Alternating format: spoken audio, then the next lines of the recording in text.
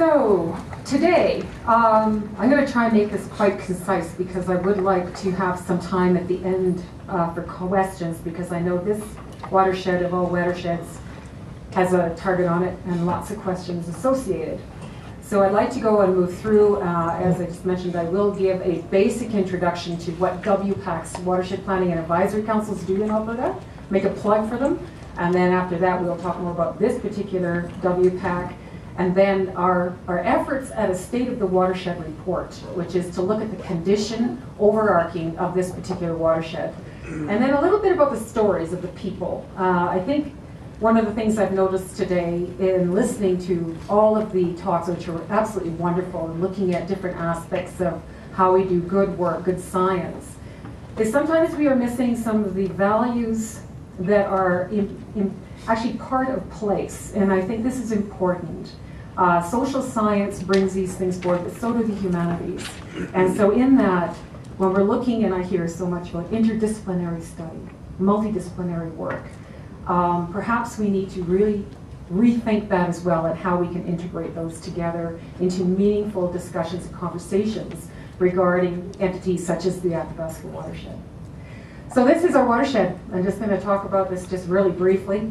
It is actually a beautiful, beautiful place. It has tremendous history. It has all sorts of different attributes that make it very special. At the top, you can see Brewer Lake as it comes out of the mountains, right at the boundary of Jasper National Park. On the bottom left-hand side is a picture of the river at midstream, what we call the breadbasket, which is around Athabasca and agricultural region. And on the far right in the bottom is at Lake Athabasca. Now, that's right at actually Fort Chipewyan. So we have the community of Fort Chipewyan and Lake Athabasca as part of the mandate of the Athabasca Watershed Council. We are actually part of the Watershed Planning and Advisory part of the Water for Life initiative under Alberta. And as someone had mentioned this morning, Water for Life is actually wonderful, and it has tremendous power. And I think that it is and continues, it goes through its renewal stages and it gets reaffirmed. And one of the most important parts of it, I think, is the second one, healthy aquatic ecosystems, of which we all depend. And most of you are aware, but it's all about safe, pure drinking water supplies, healthy aquatic ecosystems, and reliable quality water supplies for a sustainable economy.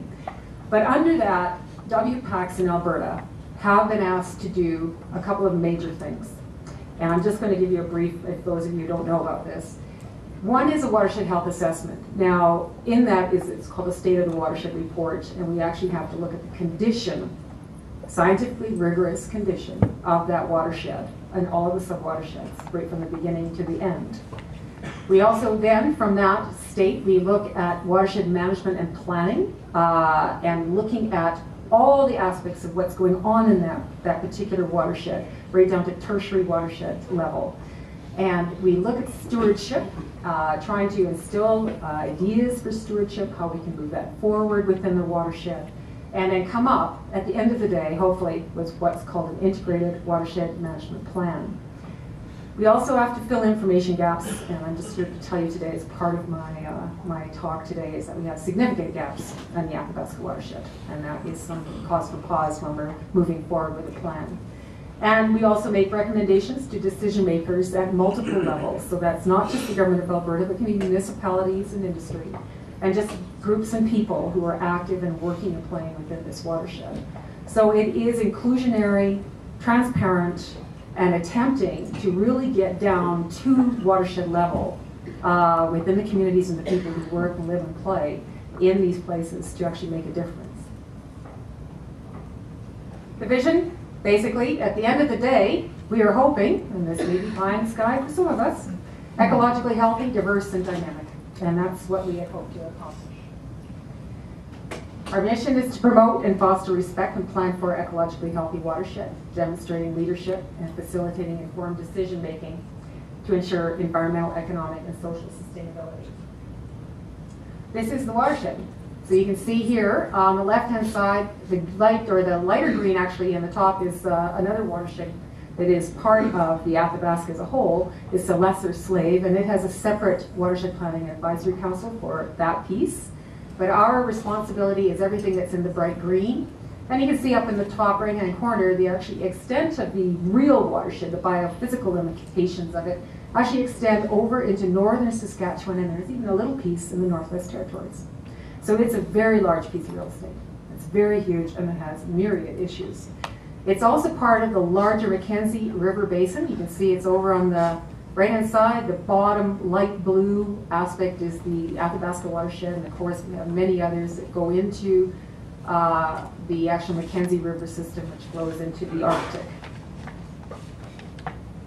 The council itself is a multi-sector group, and so on our board of directors we have 3 government levels represented. We have Aboriginal, both First Nations and Métis representation. We have non-government organizations, industry, and other. These are just basically members at large. It could be small business, it could be a person who's passionate about the river and the watershed, it could be paddlers, it could be whoever wants to be part of this. So our goals, the first one is basically that we function properly. And that has been, I just want to say that this council's only been alive and well for a couple of years, and this is my job as executive director. And I call it administrivia, to be honest with you. It's like, but it's a necessary foundation for what we're doing, and that's basically where we're at. And this has been a great deal of the actual first initial work of the WPAC to actually get up and running and actually viable. We want to have, another goal is to basically encourage understanding of what's going on in our watershed within the board. They make the decisions, they run this, and they give the direction to where we're headed with this. And so they need to understand the whole gamut of what's going on out there. So this requires a lot of tours, a lot of talking, a lot of discussion. On the top right, this is the board of directors actually at the Cheviot mine in 2010. We had a look. Cheviot, of course, is in the upper headwaters. Major selenium issue. We had selenium mentioned this morning with some kind of toxic levels and actually deformed fish, etc. So we know that TACCO is actually attempting to really turn around and face this issue. So that was a good news story from the corporate level. At the bottom, we actually had a tour of the reclamation of Tailings Pond 1, which is Suncor's major reclamation project on that tailings pond. And so they showed us what they were doing with that.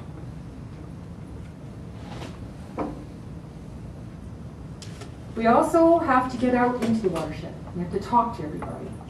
And this is a really important piece because without baseline information and understanding of what is actually going on from both the scientific side of things, but also into, I mentioned before, the stories, the understanding, the other values of what is really important to people in this watershed.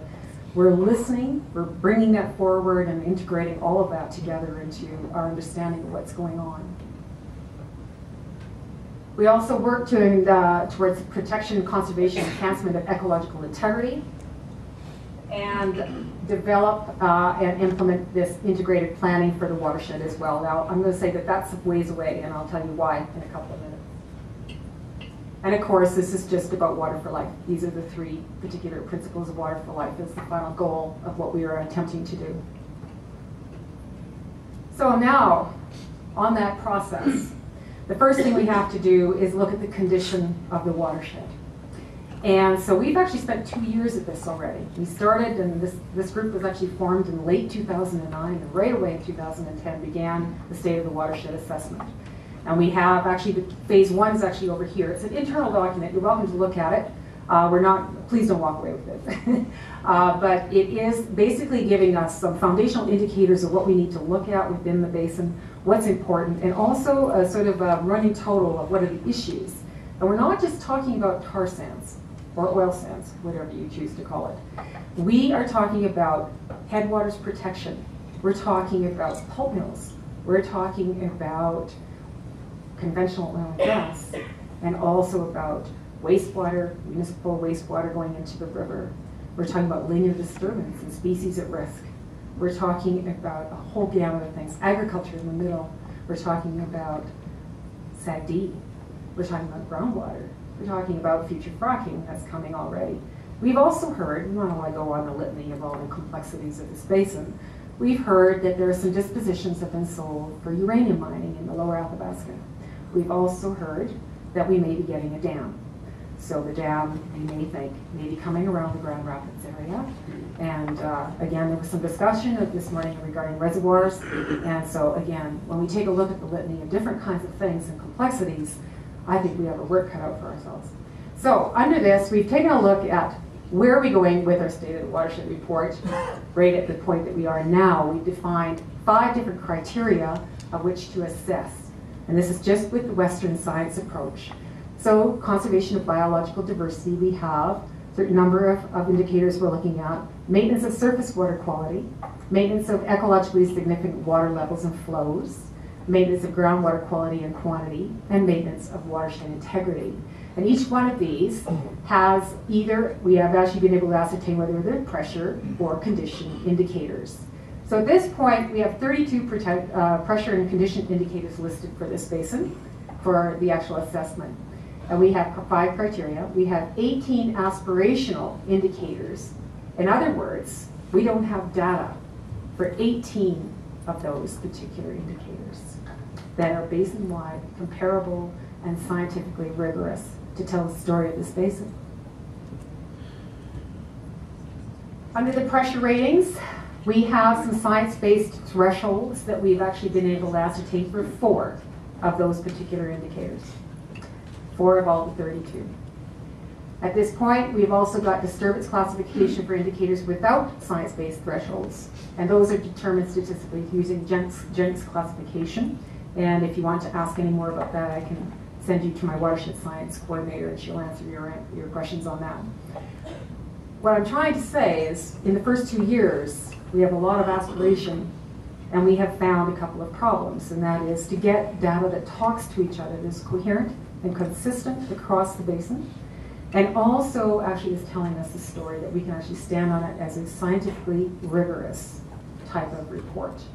So at this point, we haven't even got to the condition of the actual watershed. Now, we hear all about the data, we hear multiple studies being done, and there's been millions spent on this kind of thing, but it isn't talking to each other. And I think this is exactly where the monitoring review happened last year, when they put in the monitoring program and said, we are going to change that. At this point for monitoring, we will be and have been involved with actually the discussion of how that's to move forward, and specifically only go on governance of the actual monitoring program at this point. This information, once we have it go out, will actually help to underscore where they might want to go as far as the actual monitoring themselves. Metrics, thresholds are up to scientists. And so we do not do monitoring ourselves. We take the best of what we can get, and we try to distill that into something that is meaningful and that we can defend. So let's just take a look at a couple of these. Pressure and disturbance assessments. When we took a look at this is the work that was done by our consultant this year. And we broke our basin up into 10 sub-watersheds, you see on the left, the major sub-watersheds, and then 31 tertiary watersheds. And so of those 31 tertiary watersheds, we have a bunch of information regarding their areas of territory, how large they are, and where they all placed. And so when we are doing the actual pressure and disturbance assessments that we were able to do with 4 different indicators at this point, they are at the tertiary watershed level. This is one of them. I didn't bring all 4, I just brought a couple. Road density pressure rating. So just taking a look where we're at with the Alberta road-based features layer on the left, and on the right, we've been able to actually look at where the road density is the highest in our basin. And so we got high is red, of course, moderate is the yellow, and green is low. Sometimes this is a little bit different than what we actually think is going on in this watershed. We expect to see a big red, huge blot all across northeastern Alberta. But on some of these indicators, it's actually telling us a different story. And that's not saying that there isn't those impacts up there. It's just saying that with this particular indicator, this is what it's telling us at this time. So when we are taking a look at this watershed, even though there's a political focus on northeastern Alberta, this is starting to tell us another story, that we need to pay attention to source water.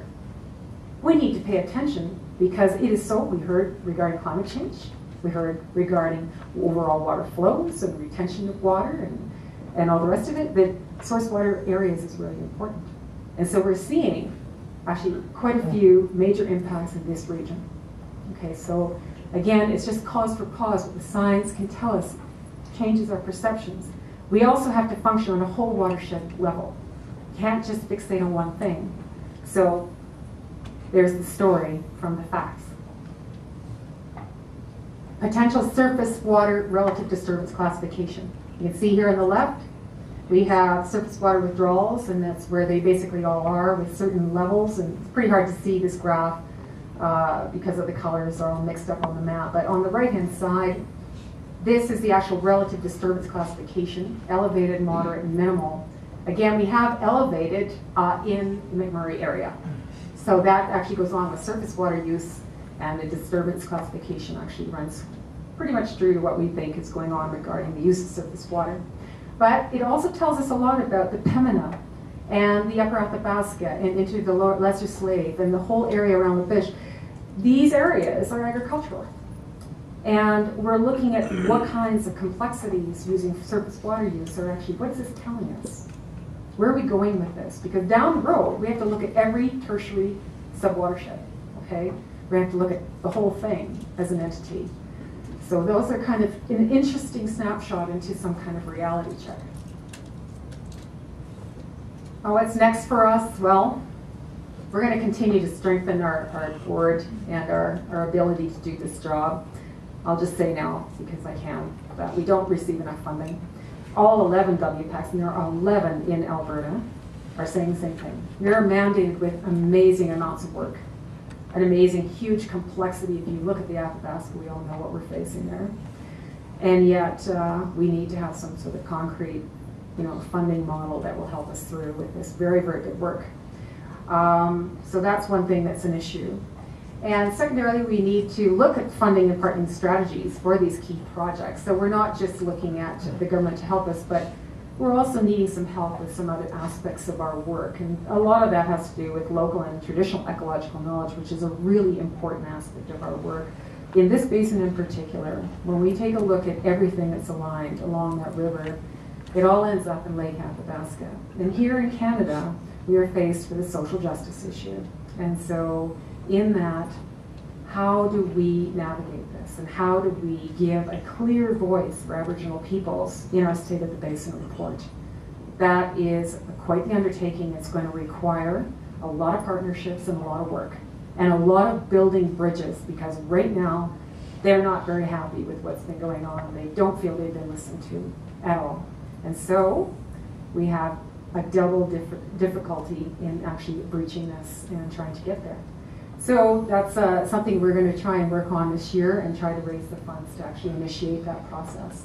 Communications, of course, it says communications is important, it's critical. Cumulative effects, trend mapping, all of those things are sort of building blocks to where we need to go. Building on that state of the watershed, we are looking at both whole and sub-watershed levels and moving forward to understand more about condition indicators. This coming year, we will be diving into specific water quality data. Understand, it may sound like the horse is bolted, the dust is even leveled, and here we are coming after the fact to try and put the story together. Sorry, that's what happened. We were formed in 2009, and so we are doing our best to try and provide the story, to hear the people, to bring those stories forward.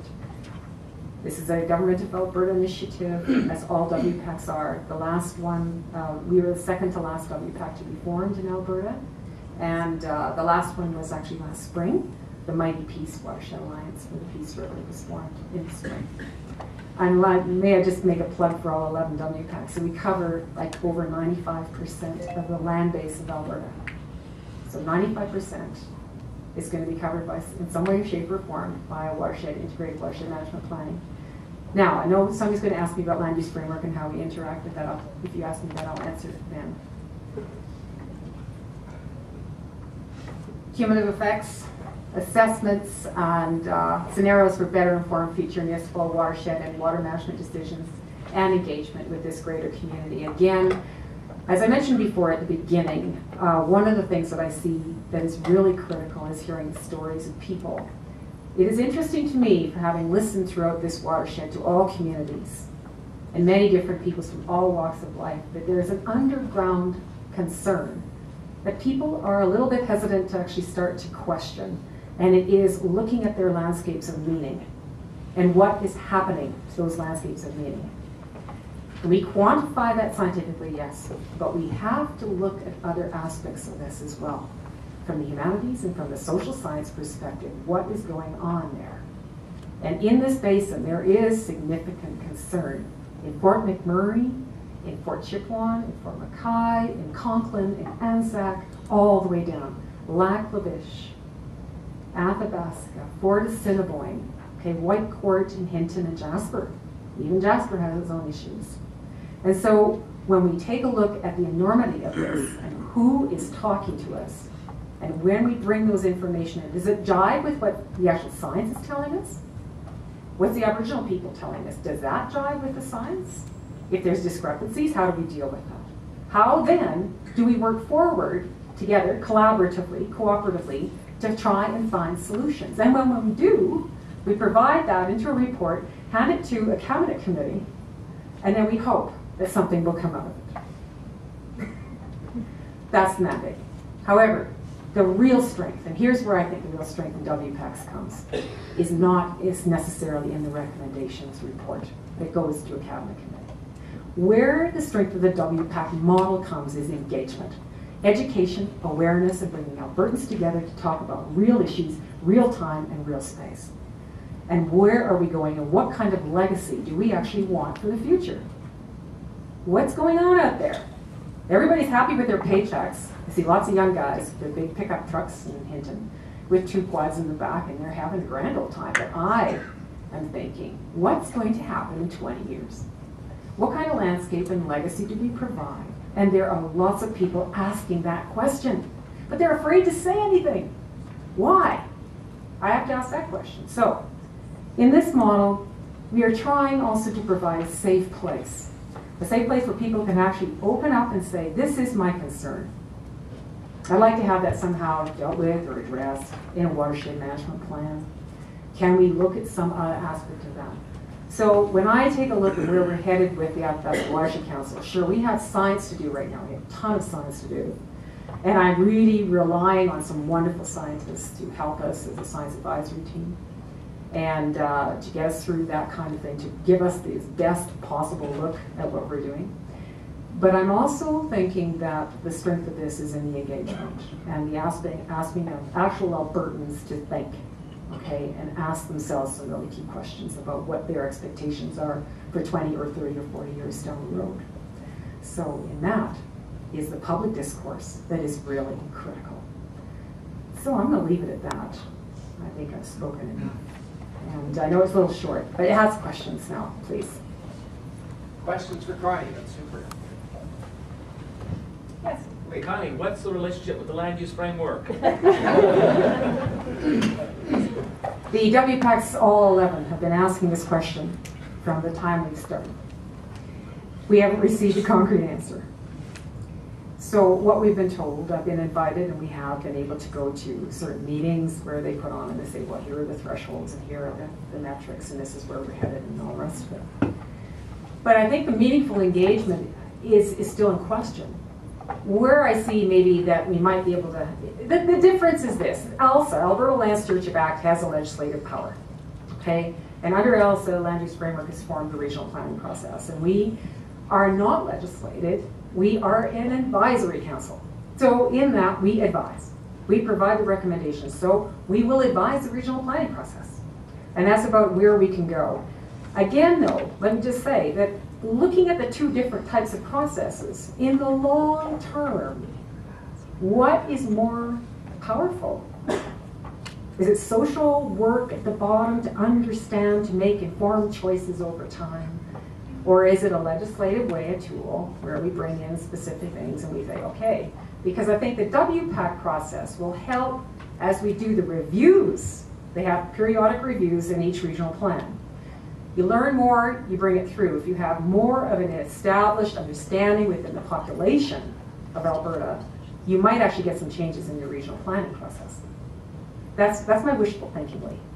Okay, do you understand? This is a social process, Yeah, right? that's great. Yeah, okay. Was your WPAC involved, like, were you were just involved in the public stakeholder sessions, not the actual planning of it? Because that's what the Beaver River was. We only got invited to the With the land use framework? Yeah. Yeah, absolutely. Can you repeat- This WPAC was Can you repeat actually... the question so we can hear it back here? Okay, she asked whether we were actually involved in the actual formation of this land use, the actual regional planning process. No. The Regional Advisory Council, or committee, whatever they call the RAC, for the Lower Athabasca was formed way before this WPAC was put on the ground. And some of more my cynical times, I think that was on purpose. Oh, that's okay. The Beaver River was there before, and we weren't asked. And you weren't asked to be part of it. Okay. So that is a process that goes, it's not what we do. We haven't been invited into that. So again, what I say is that the power comes through the people and the engagement, and the communication, education. So I think there's two different models here that are at work.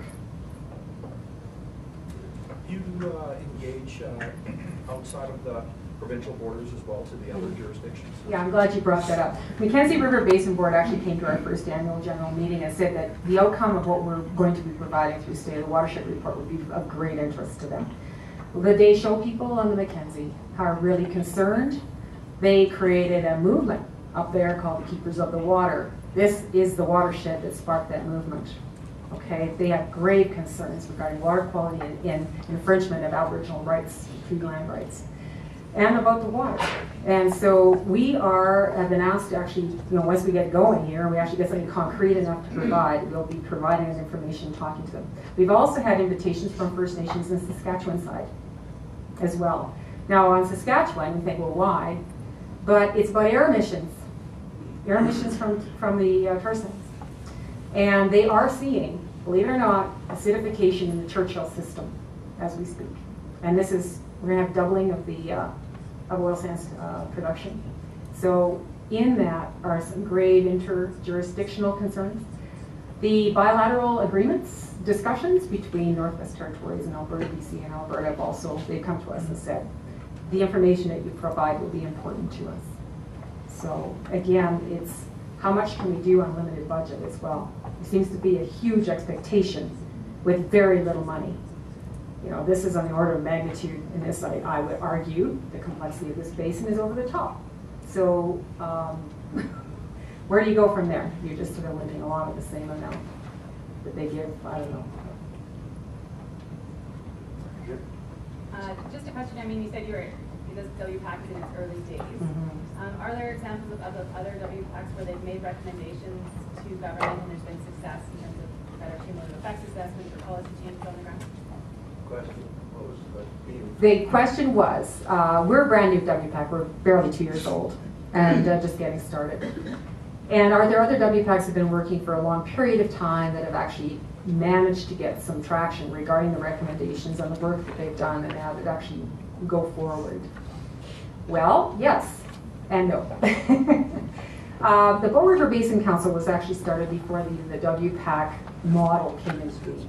And they've been functioning for over 20 years. And they've done some excellent work in looking at sort of the water quality issues and dealing with water quality issues in their basin.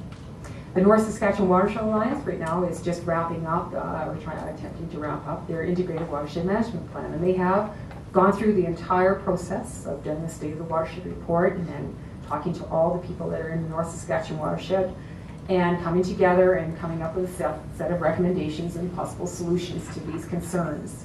But they're getting a little bit of pushback, okay? So that certain things were beyond the scope of their original terms of reference, and so there's all these terms of reference questions. Now, I don't know why. I'm just going to leave that hanging. But I think they've done a good job. I really do. They've done an excellent job. In fact, I wish I was in the next room. Dave True is talking right now. He's the executive director of the North Saskatchewan Watershed Alliance, and he's saying, here's the challenges we've encountered. Here's the learnings we've had. So in that, we're all kind of going forward a little blind, trying to do our very, very best as just not-for-profits that are set up to do this mandate. Okay, it's a learning curve, real steep one for all of us. So, does that answer it, Jennifer? Okay. Anybody else? Take one more. Okay. So you guys fight. Actually, my question was, I believe Suncor or Shell they put together, I think, $1 million to the ACA and the High Prairie Rat Group, which is part of the Lesser Slave Lake group. And they gave them the money and they said, well, this is for lessening our footprint up in the oil sands. We don't know where to put the money to get the biggest bang. This group does. And so I know they have a lot of money for projects. Has the oil sands people helped finance some of your activities today? Not yet. Well, they gave us a little bit of money for our Athabasca Watershed Canoe Brigade this summer, which was wonderful. It was good to get the board of directors on the river and go by a pulp mill. It's really enlightening. I won't go any further. We are looking into that, actually. One of the aspects that we're looking for funding is creative sentencing and saying, on the Athabasca, if there is a major sentencing for, you know, some kind of major fine, then a certain percentage should come to us as well. We need to be able to find the projects, and we have tons of them, but we have to also have the industry ready to hear us as well. So at that point, I'm just saying that I don't really think they're ready to hear us quite yet. If I may be so bold as to say, it's the gnat on the elephant's ass right now, and that's all we are. But we don't have the legislative hit, you see. We don't have that power. In the long run, though, we will get there. And I think there is, definitely with forest industry, there is a real major signal now to engage and talk with us and work with us. One of the issues we had this year is the data was not forthcoming. Data's there, but it's inaccessible. I think we heard that this morning as well. You know, proprietary interests regarding the data, critical data that we actually need. We can't get our hands on. And so it's not that it's not necessarily there, it's just that we can't get a hold of it. That's fantastic. Okay, Thanks. okay, Thanks so much. thank you.